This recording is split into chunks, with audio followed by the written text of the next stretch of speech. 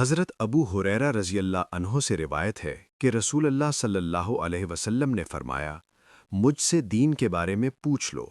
صحابہ کرام رضی اللہ عنہم آپ صلی اللہ علیہ وسلم سے اتنے مرعوب ہوئے کہ سوال نہ کر سکے۔ تب ایک آدمی آیا اور آپ صلی اللہ علیہ وسلم کے دونوں گھٹنوں کے قریب بیٹھ گیا، پھر کہنے لگا، اے اللہ کے رسول، اسلام کیا ہے؟ آپ نے فرمایا، تم اللہ تعالیٰ کے ساتھ کسی کو شریک نہ ٹھہراؤ، نماز کا اہتمام کرو، زکوٰۃ ادا کرو اور رمضان کے روزے رکھو۔ اس نے کہا، آپ نے سچ فرمایا۔ پھر پوچھا، اے اللہ کے رسول، ایمان کیا ہے؟ آپ نے فرمایا، یہ کہ تم اللہ، اس کے فرشتوں، اس کی کتاب، قیامت کے روز اس سے ملاقات اور اس کے رسولوں پر ایمان لاؤ، مرنے کے بعد اٹھنے پر ایمان لاؤ اور ہر امر کی تقدیر پر ایمان لاؤ۔ اس نے کہا، آپ نے درست فرمایا۔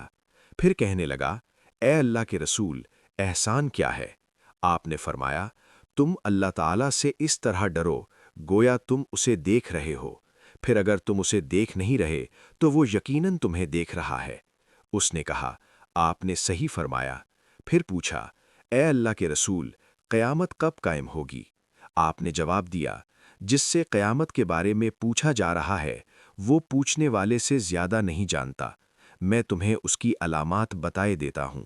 جب دیکھو کہ عورت اپنے آقا کو جنم دیتی ہے تو یہ اس کی نشانیوں میں سے ہے، اور جب دیکھو کہ ننگے پاؤں اور ننگے بدن والے، گونگے اور بہرے زمین کے بادشاہ ہیں تو یہ اس کی علامات میں سے ہے، اور جب دیکھو کہ بھیڑ بکریوں کے چرواہے اونچی سے اونچی عمارات بنانے میں باہم مقابلہ کر رہے ہیں تو یہ بھی اس کی نشانیوں میں سے ہے۔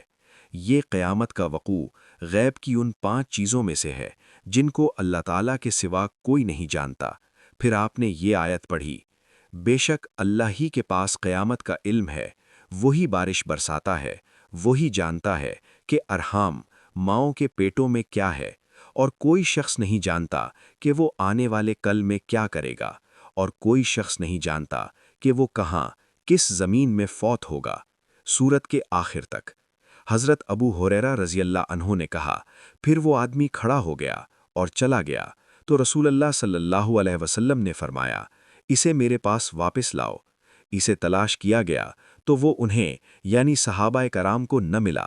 رسول اللہ صلی اللہ علیہ وسلم نے فرمایا، یہ جبریل تھے، انہوں نے چاہا کہ تم نہیں پوچھ رہے تو تم دین سیکھ لو، انہوں نے آ کر تمہاری طرف سے سوال کیا۔